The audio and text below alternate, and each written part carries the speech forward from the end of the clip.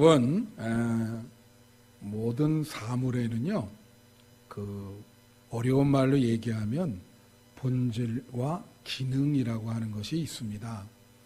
예를 들면 여기 앞에 꽃이 있잖아요. 참 아름다운 꽃이 이렇게 있는데, 꽃의 본질이라 그러면 꽃이 이제 꽃잎이 있고 줄기가 있고 뿌리가 있고 그게 꽃의 본질이죠. 그 꽃의 기능은 뭡니까? 기능은 향기를 내어서 사람들이 그 향기를 맡고 참 그 마음의 평화를 느낀다든가, 또 꽃을 보고 참 아름답구나 그렇게 느끼게 해준다든가, 이런 것이 기능이에요. 그죠? 그런 꽃은 그런 기능을 갖고 있기 때문에 사람들이 꽃을 보게 되는 것이죠. 믿음이라고 하는 것도 본질과 기능이라고 하는 게 있습니다. 본질은 뭐죠? 믿음의 본질은 하나님이죠. 예, 그건 절대적인 거죠. 하나님과 예수님이 믿음의 본질이고요. 믿음의 기능은 뭡니까?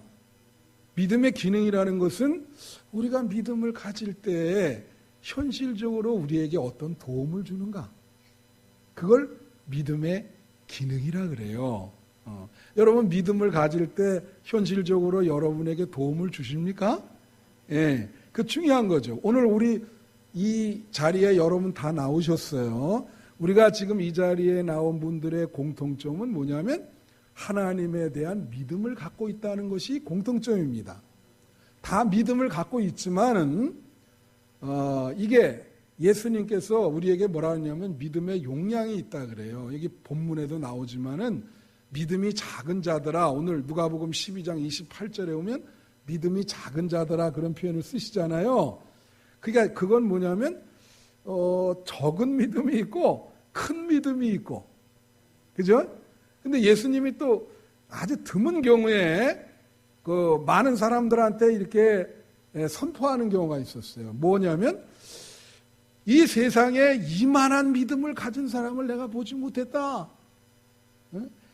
야, 이런 믿음을 너희들 어디 가서 봤느냐, 그죠? 그러면서 그분을 칭찬하는, 그러니까 믿음의 용량이 있는데 예수님이 자랑하는 이만한 믿음은 굉장히 큰 용량이죠. 그죠? 믿음의 그릇과 용량이 있는데, 오늘 예배드리는 분들 중에 예수님이 여러분을 이렇게 세워서 이만한 믿음을 여러분 본 적이 있습니까? 이만한 믿음을 그렇게 칭찬 듣는 그런 분들이 다 되시기를 바라요. 이만한 믿음을 보겠느냐, 그렇게 칭찬 들을 수 있는 믿음이 얼마나 좋겠습니까?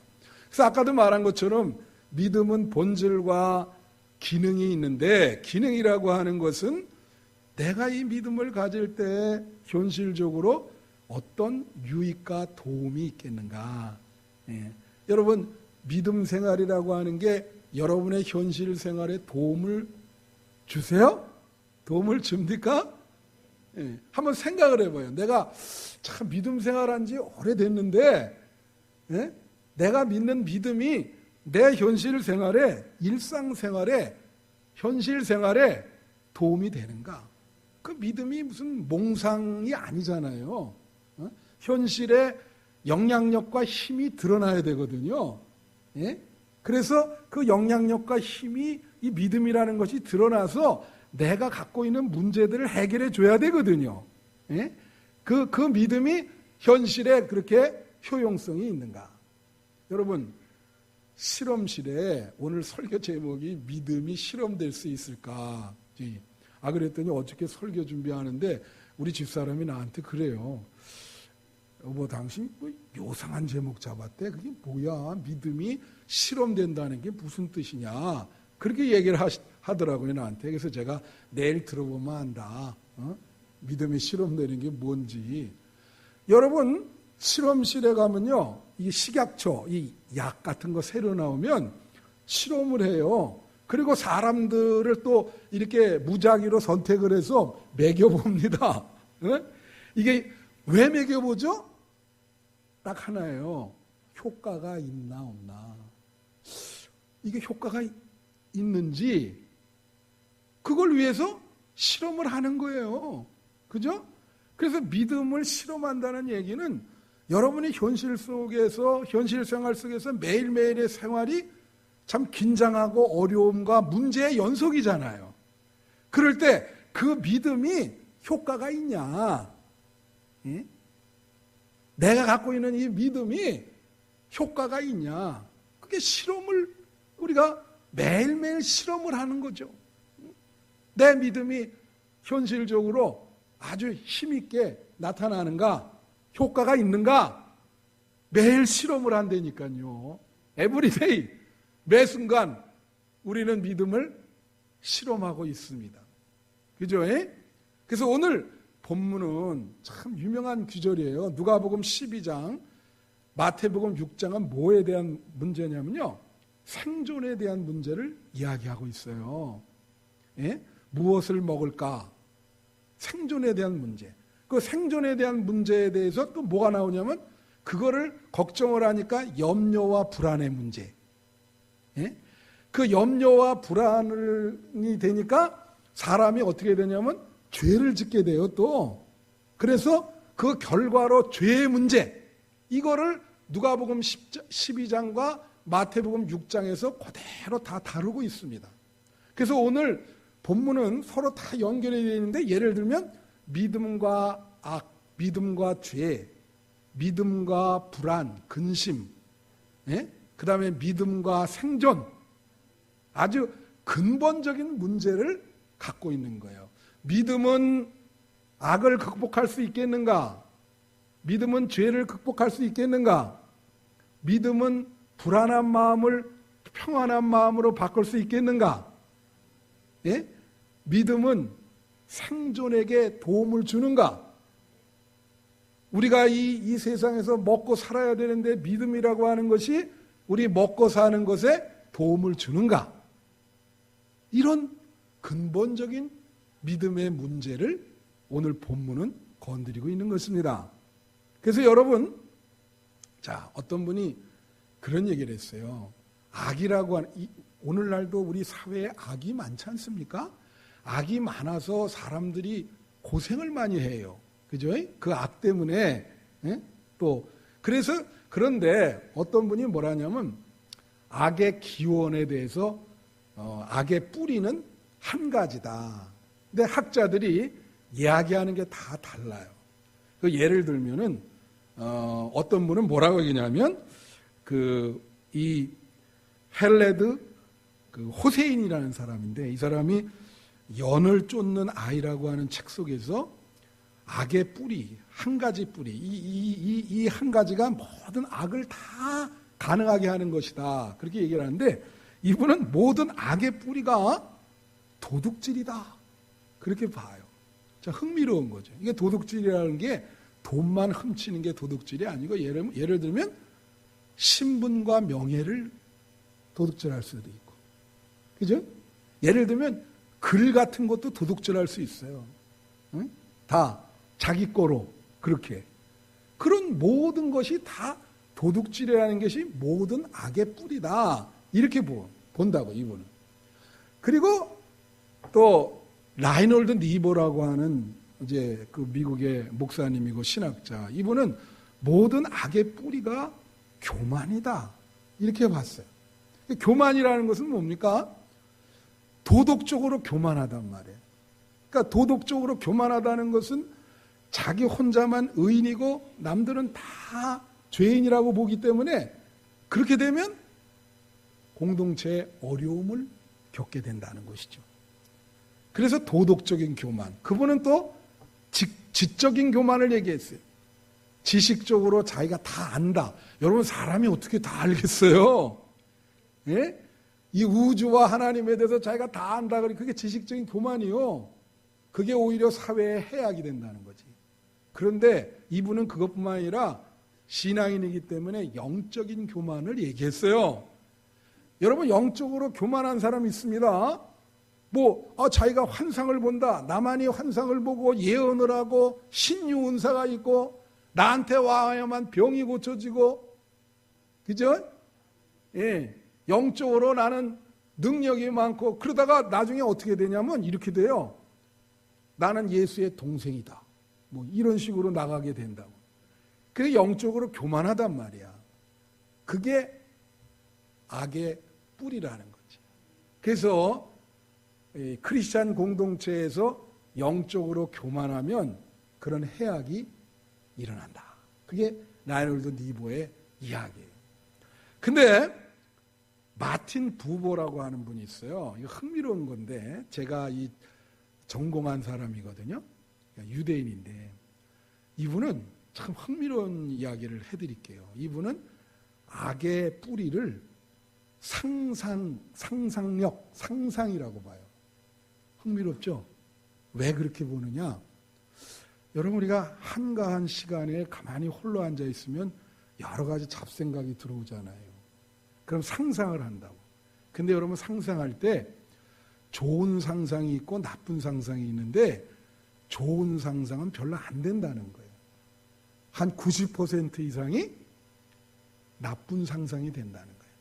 그래서 이 나쁜 상상이 되는데 이 상상이 나쁜 상상이 올 때 빨리 쫓아야 되는데 사람들이 그걸 안 쫓고 가만히 그걸 하다가 이 나쁜 상상이 내 머리에 둥지를 틀게 된다는 거예요. 그러면 그 사람은 그걸 실행에 옮기면서 악을 저지르기 시작한다는 거예요. 그러니까 태초에 상상을 잘 하셔야죠. 좋은 상상을 하셔야지. 그죠? 천국 생활하는 그런 상상을 하셔야 된단 말이에요. 아주 예리한 분이에요, 이분이. 그런 걸 잘. 근데 어떤 분은요, 악의 뿌리를 염려와 근심과 불안으로 보는 분이 있어요.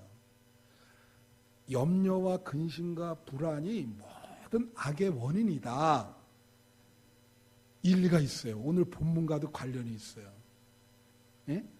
왜 그러냐? 여러분 한번 볼까요? 재정 문제를 한번 생각해보세요. 재정 문제. 재정 문제에 이 사람이 불안하고 근심이 많아져요. 그러면 어떤 악을, 죄가 되냐면 남의 것을 탐내게 됩니다. 그죠? 남의 것을 탐내게 돼. 그리고 욕망이 막 생겨요. 예? 막 이거 안 된다. 욕망이 생기고 그래서 이거 돈이 점점 이거 좀 어려워지는데 그래서 자꾸 돈을 축적하게 됩니다. 내가 이거 없으면 안 되지. 자꾸 축적이 돼. 예? 그리고 이제 나중에 어려운 경우에 아까 어떤 분이 악의 뿌리는 도둑질이라 그러는데 급기야는 잘못되면 훔치기까지 한단 말이에요. 그러니까 그 염려와 재정에 대한 염려와 불안이 결국 그런 형상까지 이르게 되는 거예요. 또 성공과 실패냐 이거를 염려하고 근심하는 분이 있단 말이에요. 난 반드시 성공해야 되겠다. 제가 옛날에 어떤 여대생이 찾아와서 상담을 했어요. 근데 자기는 뭐라 하냐면 이렇게 얘기해요. 목사님, 나는 반드시 성공한 남자와 결혼을 해야 됩니다. 그래. 그래서 제가 네 나이가 몇인데 벌써부터 성공한 남자가 어디 있겠냐. 예? 이제 시작인데 성공한 남자, 그리고 지금 성공했다고 해서 그 사람이 평생 성공하리라는 보장이 어디가 있어. 예?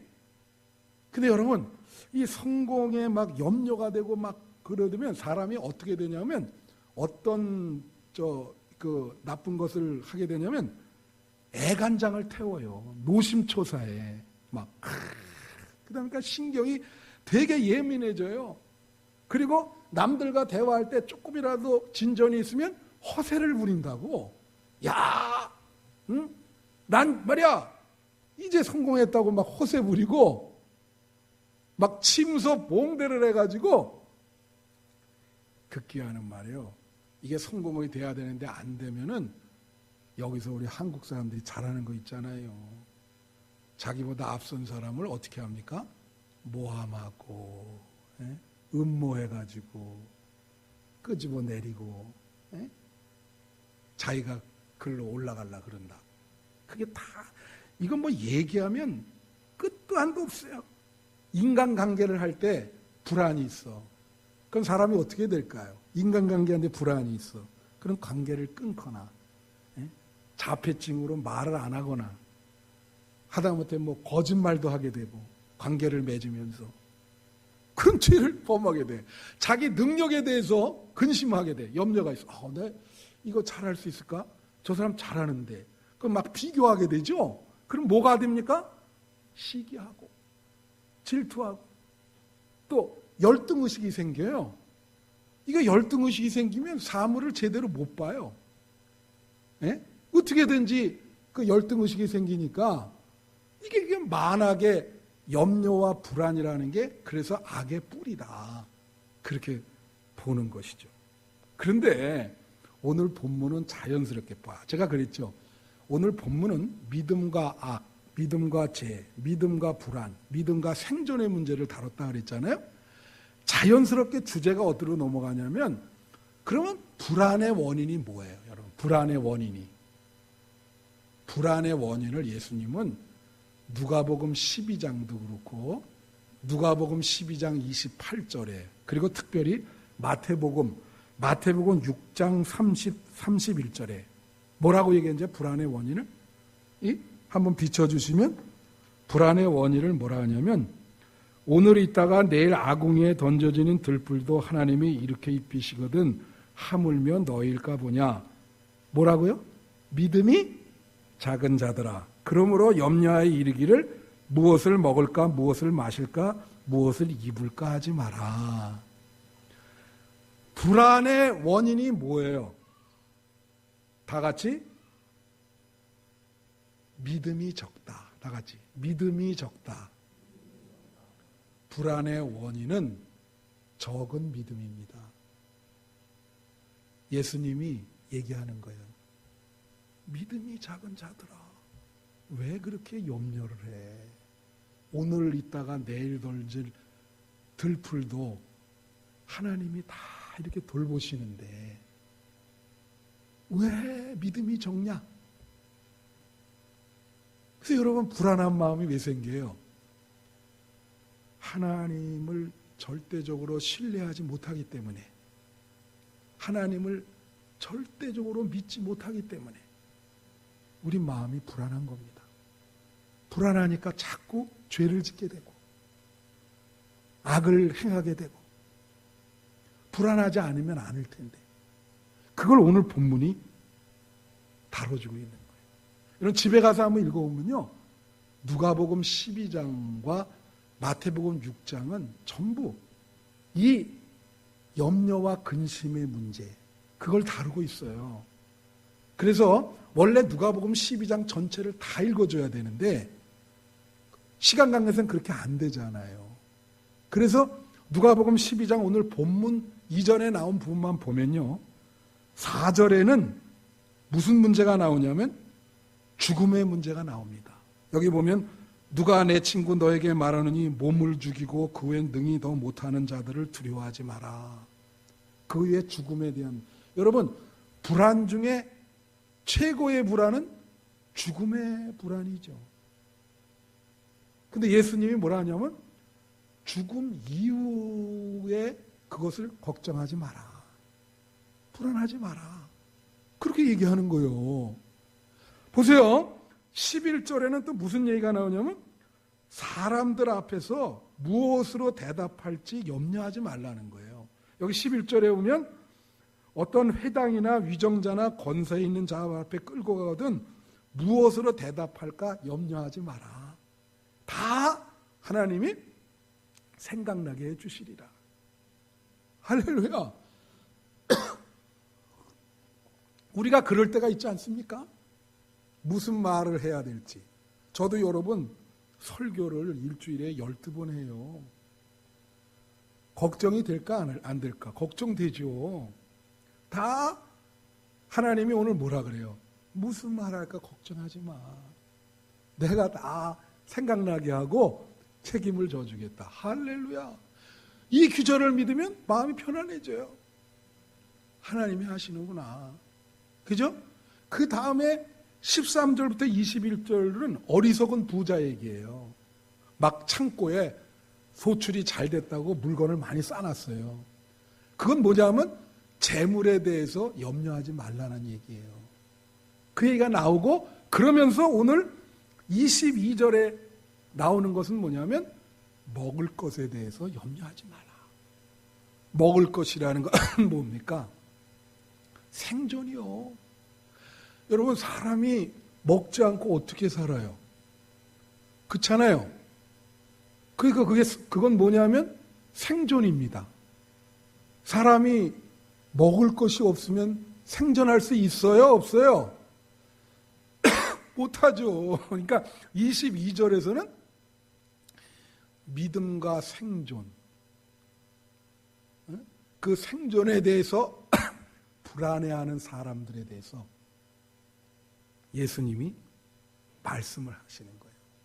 그러면서 죄송합니다. 결론적으로 뭐라고 얘기를 하시냐면 누가복음 12장 31절에 자 보세요. 뭐라고 얘기하시나? 우리 다 함께 한번 읽어보겠습니다. 여기 앞에 보시면 시작. 다만 너희는 그의 나라를 구하라. 그리하면 이런 것들을 너희에게 더하시리라. 이게 무슨 말이냐? 이 이전에는 이방 사람들이 구하는 세상을 구하지 말라 그러시면서 그걸 구하면 너희에게 불안이 증폭될 것이다. 그러나 먼저 여기 그라는 하나님을 얘기하거든요. 먼저 하나님의 나라를 구할 때 이 모든 것을 더해 줄 것이다. 그렇게 얘기하시는 거예요. 본문에 보면은 믿는 사람도 두 부류로 예수님이 분류하시는 거야. 믿는 사람에게는 두 부류가 있습니다. 두 부류가 뭘까요? 첫째 부류는 교회에 나오면서도 세상을 구하는 자, 세상의 사물을 찾는 자, thing seeker라 그래요. 자꾸 세상을 구해요. 세상을 찾아다녀요. 그런데 또 한 부류는 세상을 구하는 자가 아니라 하나님 나라를 구하는 자, 하나님 나라를 찾는 자, 믿는 자가 이 두 종류가 있다는 거예요. 여러분은 하나님 나라를 찾는 자가 되시기를 축원합니다. 여러분, 제가 밴쿠버에 있을 때 저희 집에 근처에 과일 가게 큰 게 두 개가 있었어요. 지금도 아마 있을 겁니다. 하나는. 근데 놀라운 거는 다 컸었어요. 이게 과일 가게가.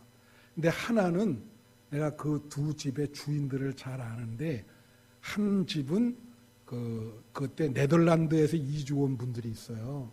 근데 그분들이 신앙이 아주 보수적인 분들입니다. 근데 그 과일 가게 주인은 그 네덜란드 계통 장로교회를 나가는 분이에요. 근데 이 한쪽 과일집은 안 믿는 분이에요. 근데 이제 제가 거기 한 1, 2년 전에 동시에 시작했거든요. 근데 이 네덜란드 장로교회에 나가는 이분은 주일날 철저히 쉬어요. 사람들이 사실 주일날 과일 사러 많이 오잖아요. 주말에. 철저히, 아주 그냥 엄격해요, 이분은. 그 신앙에 자기가 철저한 신앙을 갖고 있기 때문에 쉽니다. 이쪽이 안 하니까 사람들이 주일날 이쪽으로 오겠죠, 사러. 근데 놀라운 게 있어요. 처음에는 말이에요. 이쪽보다 이쪽이 더 잘 됐어요. 믿는 사람보다. 한 2, 3년 지나니까, 이게 역전이 되는데, 이쪽은 말이에요. 평일날 사람이 구름대처럼 모이는 거예요. 여기, 이 과일 가게에. 점점 갈수록 여기는 파리가 날려. 난 너무 놀랐습니다. 나중에 어떻게 됐는지 아세요? 이분은 그 옆에 땅을 샀어요. 그래가지고 아예 과일과 채소를 자기가 직영을 해. 그리고 거기서 받아가지고 이건 계속 이분은 중간에 폐업하고 다른 업종으로 팔렸습니다. 과일 가게가 문 닫았단 말이죠. 난 그걸 보고 너무 놀라웠어요. 예? 오늘 이 본문 말씀이 생각나는 거예요. 여러분 어떠십니까? 우리가 이걸 믿음을 실험한다. 그죠? 제가 그랬죠. 매일매일의 생활 속에 여러분에게 믿음의 효력이 나타나야 되거든요. 현실적으로. 예? 여러분, 허드슨 테일러라고 유명한 중국에 파송된 영국 선교사가 있습니다. 그분은 선교사의 대부라 그래요. 근데 이분은 중국 선교의 아버지인데 이분이 선교하는 스타일이 뭐였냐면 정책이 선교사들은 대부분 교회나 이런 데서 뭘 받습니까? 후원을 받아요. 개인도 후원해 주는 분이 있어요. 그래서 자꾸 가서 후원해 달라고 요청을 하죠. 그리고 어떤 단체에서는 후원금이 딱 약속한 후원금이 어느 정도 모여야 파송을 해줘요. 근데 이분의 선교 스타일을 뭐라냐면 신앙 선교라 그래. 페이스 미션이라는데 다 신앙 선교지 다른 선교사들도. 근데 왜 이분 거를 신앙 선교라 그러냐? 이분은 말이에요. 선교 떠나면서 어느 교회나 어느 단체나 어떤 교인에게 절대적으로 후원해 달라고 말하지 않았습니다. 중국 가서 딱 땅을 딛자마자 기도한 게 뭐냐면 하나님, 제가 하나님 나라 복음을 전할 테니 주님께서 내가 잘 전할 수 있도록 재정적인 문제를 책임져 주세요. 그게 이분의 선교 폴리시입니다. 그러니까 뭐 전혀 어떤 사람이 기도하다가 허드슨 테일러가 생각나서 붙이고, 근데 이 선교 폴리시가 이분이 그래서 창시한 선교회가 OMF 인터내셔널, 이게 OMF라는 거 아마 여러분 아시는 분 들어봤을 거예요. 그게 OMF인데 지금 뭐 전 세계에 한 10,000명 이상 선교사 갖고 있을 거예요. 굉장히 커졌죠. 근데 이 OMF의 선교 폴리시는 허드슨 테일러를 이어받아서 똑같아요. 절대 사람이나 교회에 가서 후원해달라고 얘기 안 합니다. 하나님 나라를 전하는데 하나님이 이 모든 것을 더해줄 것이다. 그분들은 매일매일의 매순간 삶에서 실험을 하고 있죠. 내가 하나님을 믿는 이 절대적 믿음이 현실 생활에 효과가 있어서 내 먹고 사는 것까지 다 책임져 줄 것이다. 믿음이 책임져 줄 것이다. 이거 대단한 거예요. 여러분 오늘 예수님이 얘기한 이 본문 말씀을 액면 그대로 믿으십니까? 뭐라 그러셨어요? 무엇을 먹을까, 무엇을 입을까 걱정하지 마라. 먼저 그의 나라와 그의 의를 구하라.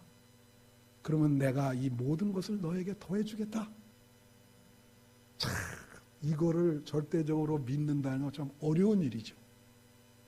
마음에 고민이 많이 되는 일이야. 이게 현실에 그대로 나타날 수 있을까? 여러분이 그걸 믿으시고 여러분 현실 생활에 그거 그대로 나타나기를 축원합니다. 제 이제 말씀 마치는데 제 후배 목사가 항상 설교하거나 저한테 얘기하는 그게 있어요. 그게 뭐냐면 지난 금요일 날도 얘기했는데 믿음이라고 하는 것은 자기 마음 안에 큰 기둥 하나를 세우는 거래요. 그게 무슨 뜻이냐? 여러분 교회에도 여기 기둥이 있잖아요. 그죠? 기둥. 만약에 이 기둥이 없으면 교회는 무너집니다. 이제 이걸 영적으로 얘기하면 우리가 이런 얘기를 합니다. 기둥 같은 일꾼이 되라. 그런 표현 쓰죠. 그러니까 이게 지금 기둥이 있어서 교회를 받들듯이 교회라고 하는 영적인 회중 공동체도 기둥 같은 일꾼이 있어야 받쳐진단 말이요. 그래야 이 교회가 공동체가 유지가 된단 말이요.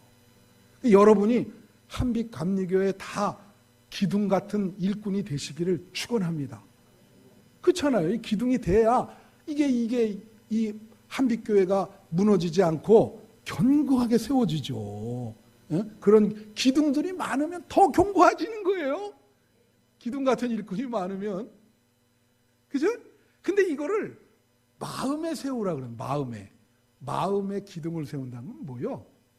여러분, 우리 마음이 정말 성경에 그러잖아. 인간은 상한 갈대라. 마음이 늘 바람에 흔들려요. 그래서 이거를 폴 틸리라고 하는 사람은 뭐라 했냐면 흔들리는 터전이라 그랬어요. 터전이 여러분 지진 나면 어떻게 됩니까? 흔들리죠? 마음에도 이게 뿌리가 약하니까 이게 흔들린단 말이에요. 흔들려. 이게 터전이 막 흔들려. 그 살아가는 어떤 근거와 그 명분이 되는 그 밑바닥이 있어야 되는데 그게 없으니까 막 흔들리네. 이게 흔들려. 그냥 흔들리는 거야. 어려운 일이 일어나면 더 흔들려. 엊그제 우리 집사람과 얘기하면서 어떤 그 유명 연예인이 지난주인가 자살을 했더라고요. 그래서 도대체 왜 자살을 하냐. 제가 충남도의 자살방지위원이라 그랬죠. 유심히 왜 얘가 자살을 했을까. 참 안타까워요. 그죠? 바로 이 터전이 흔들리니까. 그죠? 어디 마음 둘 데가 없었어요. 뿌리를 내릴 데가 없었다고. 그럼 마음에 기둥을 둔다는 건 뭐예요? 마음에 믿음의 기둥을 둔다. 그럼 마음이 흔들리지 않도록 떠받치는 기둥이 필요한 거예요. 그게 하나님에 대한 믿음이라 이거죠. 여러분 마음에 하나님에 대한 어떤 흔들리지 않은 믿음이 있다면 여러분 마음은 바람에 흔들리지 않습니다. 어떤 큰 문제를 당해도 불안하지 않습니다. 기둥이 딱 그 기둥을 붙잡고 있는데 흔들리겠습니까? 그 기둥은 믿음이 되고 그 기둥은 하나님이 될 수 있고요. 여러분 안에 하나님이 있단 말이요. 있으세요? 여러분 안에 그 하나님이 견고한 기둥이 될 줄로 믿습니다. 어떤 사람은 일반 사람들은 그게 없어요. 없으니까 막 흔들리면서 자살하고 막 이 풍파에 어떻게 할 수가 없는 거예요. 우리는 딱 이 나사를 교정하듯이 기둥이 이 안에 딱 있는 거라고요. 이 기둥이 하나님도 계시고 하나님의 말씀도 이 안에 있고 기둥이 있고 하나님도 있고 견고하죠. 예? 정말 비가 와고 홍수가 나고 창수가 막 들이차도 무너지지 않습니다. 믿음은 오늘도 여러분 현실 생활에 이제 예배 보고 나가면서 또 실험이 되고 있어요. 내가 믿는 믿음이 현실 생활에 힘이 있나? 효과가 있나? 믿습니까? 여러분이 겨자씨만한 믿음만 있으면 산을 옮긴다 그랬는데 자그마한 믿음이라도 놓지 않기를 바라요. 그래야 여러분을 붙들어주고 여러분 삶이 이어나가게끔 그 믿음이 만드는 것입니다. 그렇게 되기를 축원합니다. 네.